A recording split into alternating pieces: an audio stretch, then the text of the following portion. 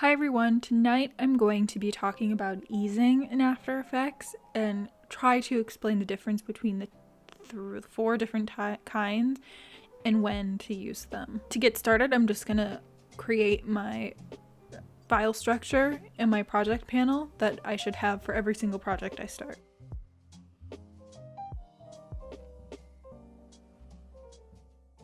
Next, I'm going to make my main comp where I will put everything. I'm going to use my naming convention, and it's going to be 1920 by 1080, 30 frames per second with a duration of 4 seconds. Next, I'm going to make my colors.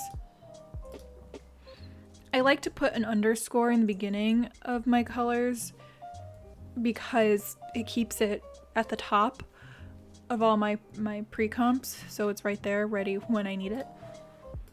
And for this demo, we're going to be using the grid. So to get yours to look like mine, go to After Effects at the top, Preferences, Grids and Guides, and change it so there's a grid line every 60 pixels with a subdivision of 1.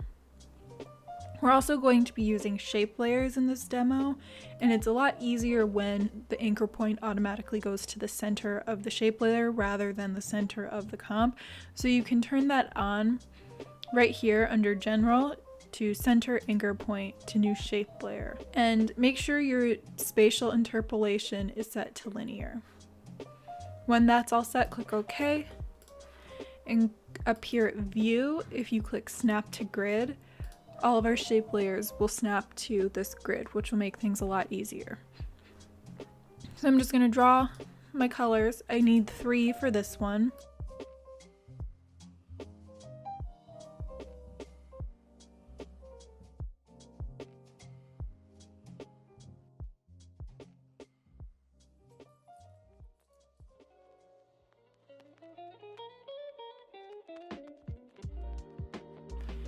Okay, now I'm going to make my first composition, and I'm going to name it Bounce. With Bounce open, I'm going to drag in my colors and make sure it's a guide layer so it won't render. I'm going to go to Layer, New, Solid, make it one of my 3 colors, move it to the bottom, and lock it because this is going to be my background layer. Next, I am going to make an ellipse.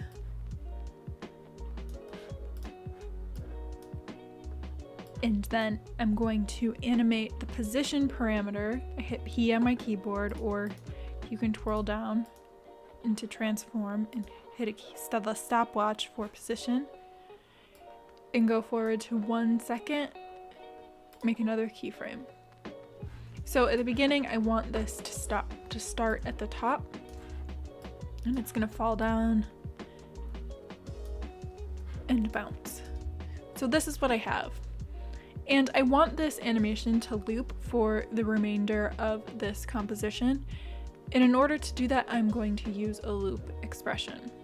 So I'm just going to hit this stopwatch by holding Alt, and it's gonna bring up my expression panel, and I'm going to type loop out parentheses quotation marks ping pong.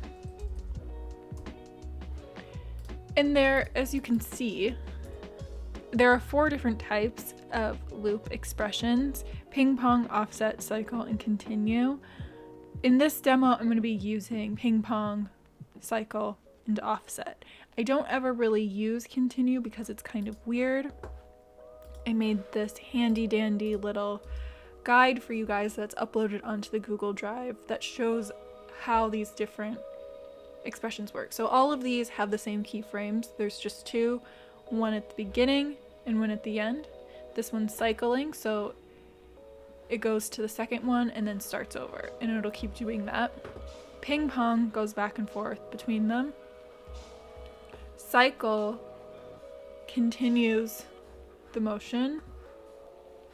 And continue, names are confusing.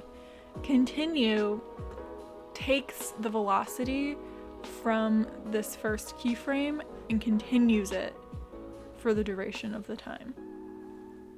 I don't really use this one that much because a lot of the times it's easier to just do it yourself, but maybe you have a better use for it. So I'm going to use ping pong for this because I want it to go back and forth. Ping, ping, ping pong. And so now when I hit my space bar, I have this ball bouncing, kind of. So to make this look more natural, I'm going to ease my keyframes. So the way that easing works is in traditional animation back in the day when animators had to draw everything frame by frame, when they wanted something to go faster, they would space out the drawings more. So the ball would make a larger jump from frame to frame. And when they wanted things to slow down, there would be more drawings, so the drawings would be closer together. And that, now that everything's digital and we don't have to draw everything frame by frame, is represented by these dots. So these are all my frames between these two keyframes. I'm gonna hide my grid. So right now, they're all equally spaced. When I ease them, you can see the spacing between the dots change. So these ones are closer together than these ones. So that means that this movement is slower, then it speeds up, then it slows down again. When a ball bounces, the motion is usually it hovers here for longer, speeds up, hits really hard, then slows down as it goes back up, and that will continue. So we're actually not going to use the easy ease. We are going to get rid of it. So you can get rid of it by holding Command on your keyboard and clicking your keyframes, and it'll erase all of the easing. So I actually want this keyframe here to ease out. And now my graph editor with my speed graph open, speed graph, not value graph, I'm just going to drag this to about 80% influence. And now you can see my dots. So these dots here are really, really close together. So that means it's going to move slow here. And these ones are further apart. So that means it's going to move faster. Now when I play, this is what it looks like.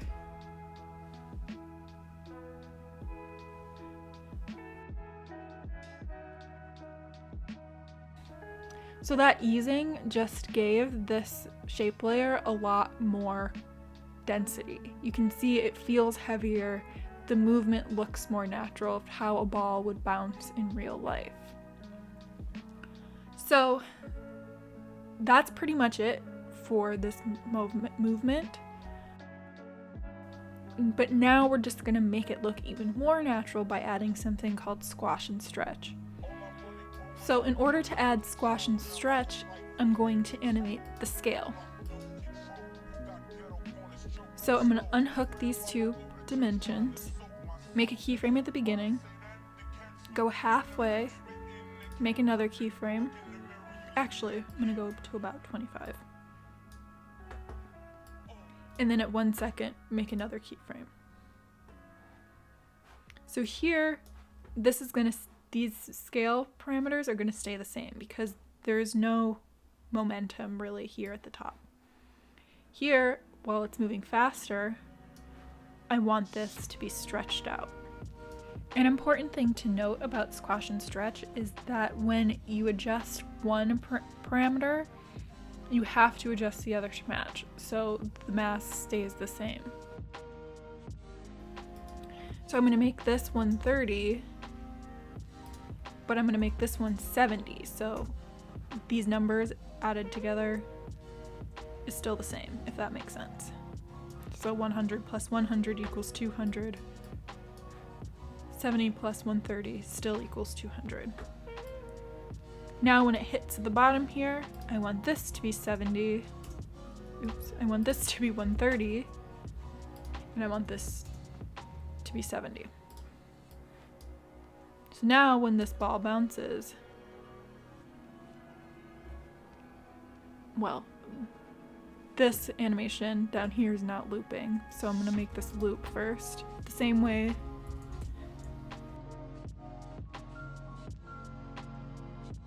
So now this is what's happening. So you can see it's stretching and squashing. Stretch, squash. Hence, squash and stretch. Now it just makes this movement look a little bit more natural, this ball look a little bit more lively, and the animation overall more interesting.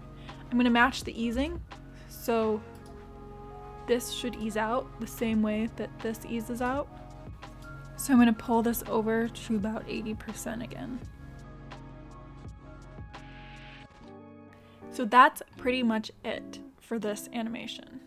If you want, you could make these keyframes easy ease just to add a little bit more movement at the end there rather than keeping them linear. But there you go, bounce. Okay, next we are gonna make another composition. Name it Swing. With Swing open, I'm gonna grab my colors, make it a guide layer, and then pull in this solid. I don't know why I have so many. Okay, and with my grid up, I'm gonna draw another ellipse. And in the same shape layer, I'm gonna take my pen tool and I'm just gonna draw a line. I'm gonna make this line this color, and I don't want to fill. I'm just gonna zoom in here, and with my path selected, I'm gonna shift click on this first anchor point and just make it snap to these points in my grid. And I'm going to move it below the ellipse. And now in a new shape layer, I'm gonna make another line at the top and do the same thing with my. Now with my handy dandy butt capper plugin, I'm just gonna round my caps. And if you don't have butt capper, you can do that by twirling down your contents, shape 1, stroke 1, change from a butt cap to a round cap. And same thing with this one. So shape 1, stroke, round. So now this is what I have. And I'm gonna make this swing back and forth. So first I just need to take this anchor point here, and with my pan behind tool selected, I'm gonna click the anchor point while holding command and lock it to the center middle. So now when I rotate this, it'll rotate from that point. So I'm gonna make a keyframe at 0 and then one at 1 second. I'm gonna go back to the beginning and make this 45 degrees and this one -45. So now we just have it swinging like this. I'm gonna make it loop again using ping pong. So alt click, type loop, out, ping pong. So now this animation will go back and forth. So again, the linear keyframes look pretty weird and unnatural, so I'm going to add some easing. I'm going to select these and we go to Keyframe Assistant and Easy Ease. So what I want to happen is I want it to hover here, speed up, and then hover again at the top, sort of like the bounce does. So it pauses at the top here. It's going to pause at the top of each arc. So with my graph editor, I'm just going to pull this to about 80% again on both sides. So to reiterate, what's happening here is it's slowing down speeding up and then slowing down again as it moves into position. So slow down, and then right in the middle, it's really fast. If there was a motion path for this, which there's not because it's just a rotation and it's not position, the dots here would be really close together.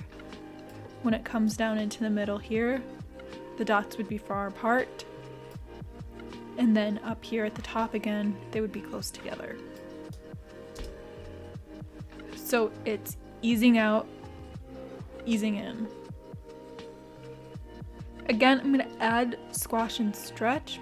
Similarly, it's not actually squashing and stretching, it's just gonna stretch out when it speeds up in the middle there. So in order to do that, I'm gonna go to scale again, make sure I unhook these. In the middle, I'm just gonna stretch this out to one, and make this 70. Sorry, I can't do it on the scale because when I do that, it scales the whole layer, which I don't want, so I'm gonna undo that. In my content group, under ellipse 1, under transform ellipse 1, then I'm gonna hit scale because I just want the scale here to change. So that's what I want. So I'm gonna hit U to just look at the ones that I'm using. So go back to the beginning, make a keyframe at 0, make a keyframe at 15, and then make another keyframe at 1 second. In the middle, I'm just gonna stretch it out to 130 and 70. And I'm gonna match my easing. So I want this easy ease. Pull this first one out to 80. Again, this last one to 80.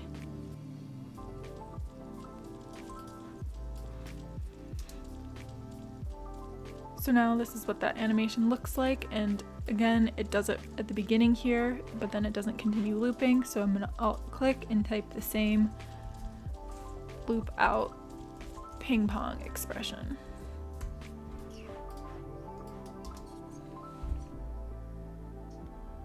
So there we go, we have a swinging ball.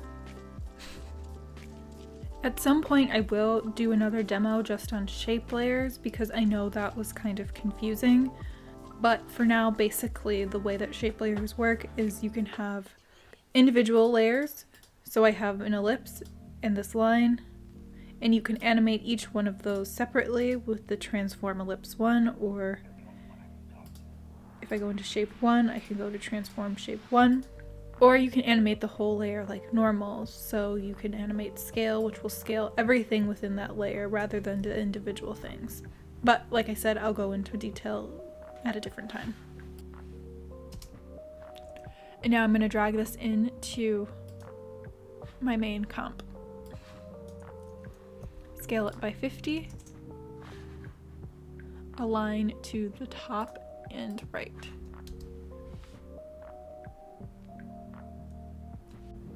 Next, I am going to make a new composition. And this one is gonna be called Swipe.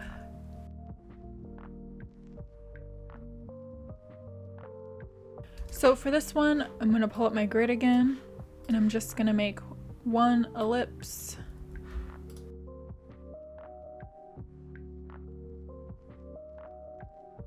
And I'm gonna move my anchor point to the bottom. So with the pan behind tool, hold command, and it'll snap to the bottom middle.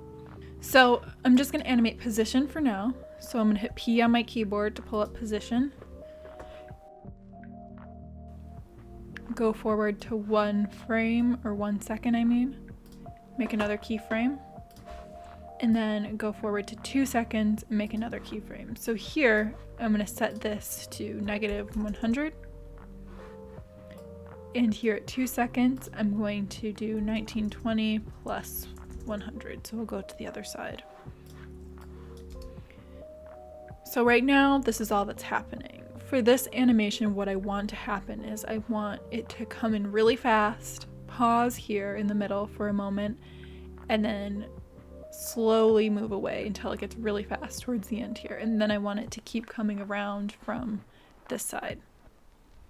So the first thing I'm going to do is make my loop. So I'm going to alt click and type loop out. And this time I'm going to use a cycle animation. So that means when this keyframe ends here, it'll restart with this keyframe. So when I play, this is what I have. And now since I want this to pause in the middle here, I'm just gonna easy ease it and pull these to 80%. So you can see my motion path here now. These are gonna be really fast because the dots are far apart, and it's gonna slow down as it gets into the middle here because the dots are closer together, and then it's gonna speed up again. So when I play, that's exactly what happens. And now I'm gonna add squash and stretch again, but it's not really a squash and stretch again. So I want this ellipse to get blown back by the wind because it's coming so fast in. So it's gonna get blown back, and then it's gonna happen again when it continues.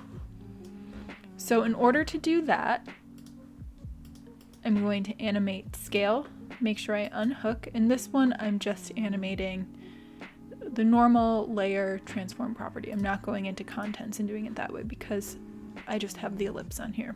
So I'm going to make a keyframe at the beginning. In the middle, I'm going to make another keyframe, and then at the end, another keyframe. So here when it starts, because it's starting really fast, it's going to be stretched out. So I'm going to make this 130, and then again my mass has to stay the same, so this is going to be 70. And then when it gets to the middle, it's just going to be at 100, and then it's going to go again to 70 and 130. So right now this is what's happening. This should match this easing, so I'm going to make it an easy ease and pull it to 80% again.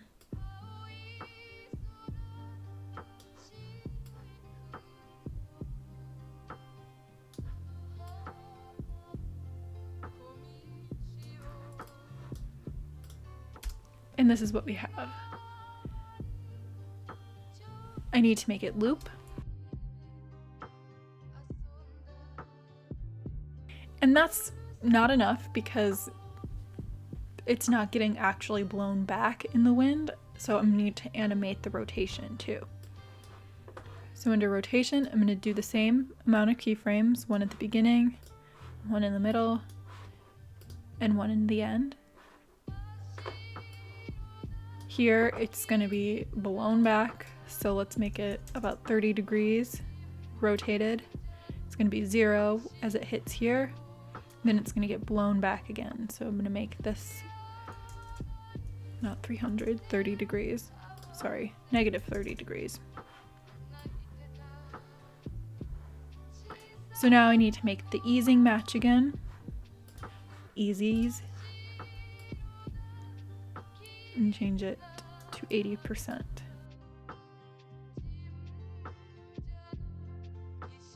And there we go. And you can see it starts really fast, slows down, and gets fast again.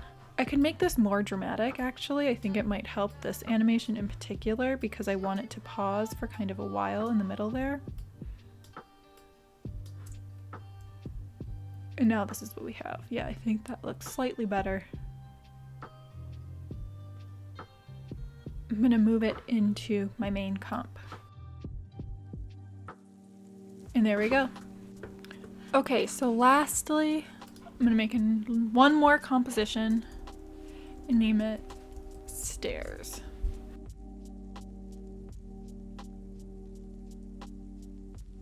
So for this one, I'm gonna pull up my grid and I am going to draw a set of stairs.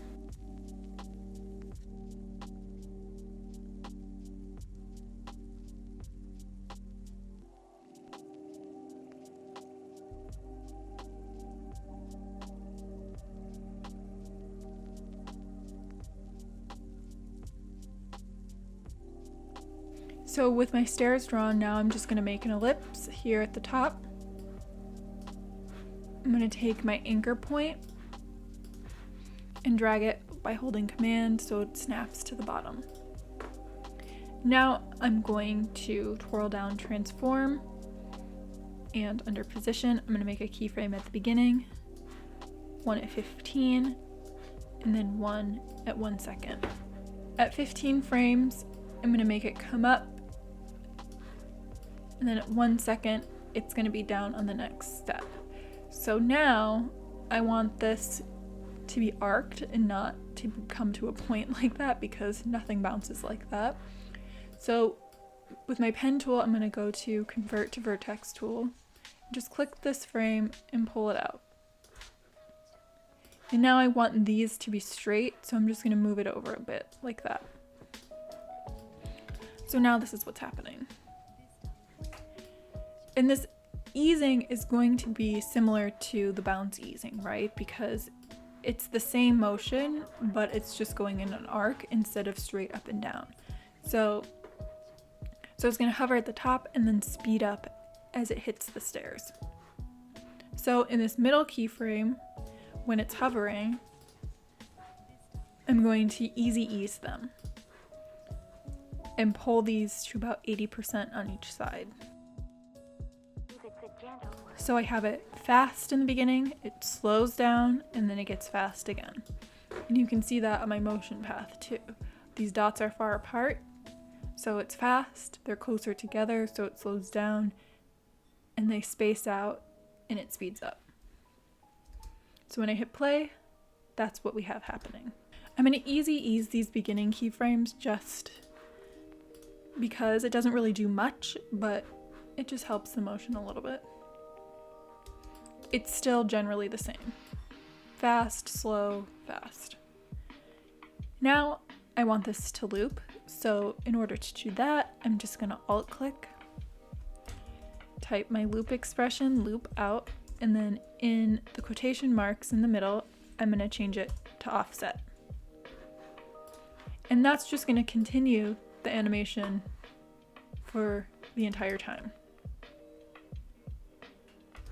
So actually this looks weird, and it's because at the top here, this is coming to a complete stop, and I know that because in my graph, this is all the way down at the bottom.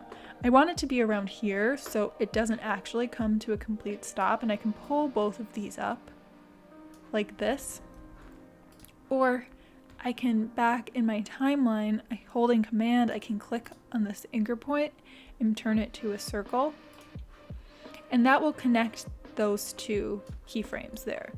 I'm just gonna pull it down, adjust my easing to 80 again, because when I command clicked it, it got rid of the easing. So I'm just gonna make it like that. So it's not coming to a complete stop. So there, that looks much better to me. It's not as jerky. So now I'm gonna add the squash and stretch, and I'm gonna do that with my scale. So I'm gonna click, make sure my loop expression is on there.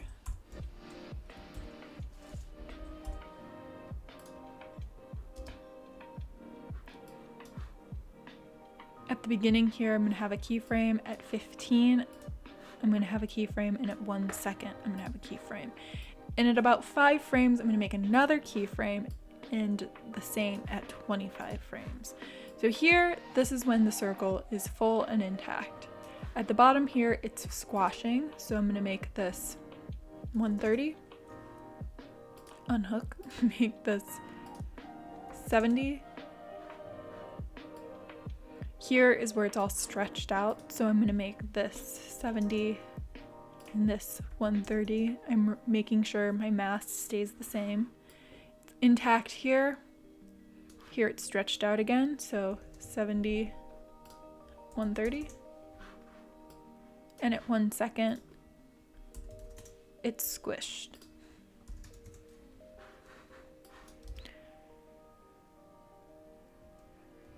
So there we go. I'm just gonna match my easing.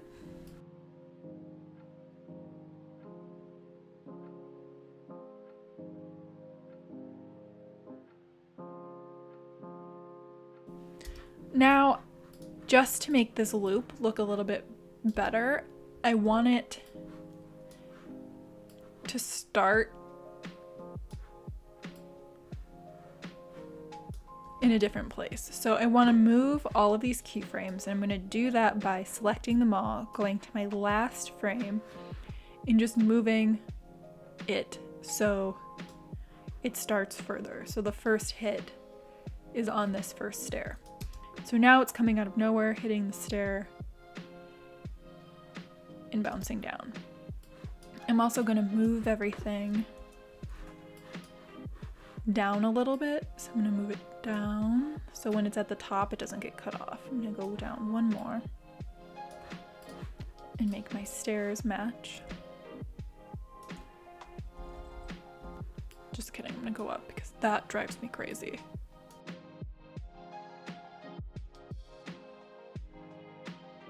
Ugh, I don't like that.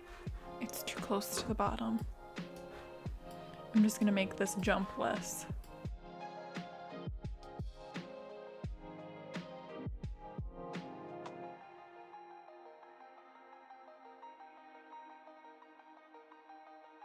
Okay, that's pretty good. So now I'm just gonna offset it so it starts halfway through this move, and I'm gonna move it so it ends at about 5 frames. And I'm gonna drag this all the way to the end.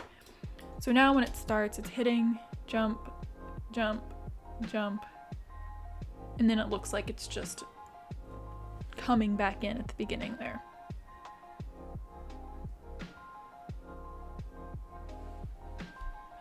So now I'm gonna bring this last one into my main comp. And that's pretty much it for demo 2. A few common mistakes with easing is people put their keyframes too close together, and you'll probably hear me say this when I critique you. So I'm just gonna draw an ellipse. You guys don't have to do this. And what I mean by keyframes being too close together is, let's say I want this to ease in here. So I'm gonna make a keyframe here, make it last for 10 frames, and make a keyframe here. And I want it to come in from out and ease in when it lands in the middle here.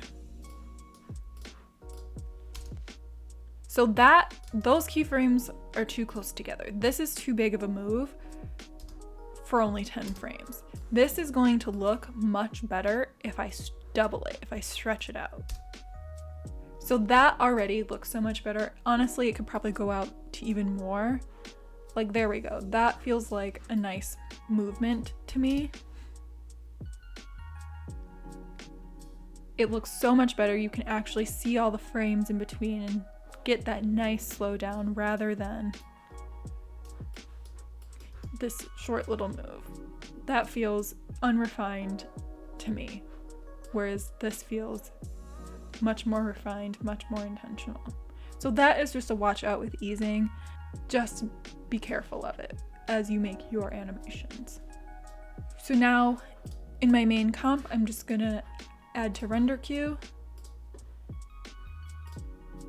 use one of my presets, render, open up my media encoder, make sure I compress it to an MP4 before I turn it in. I don't need to see your project file for this one.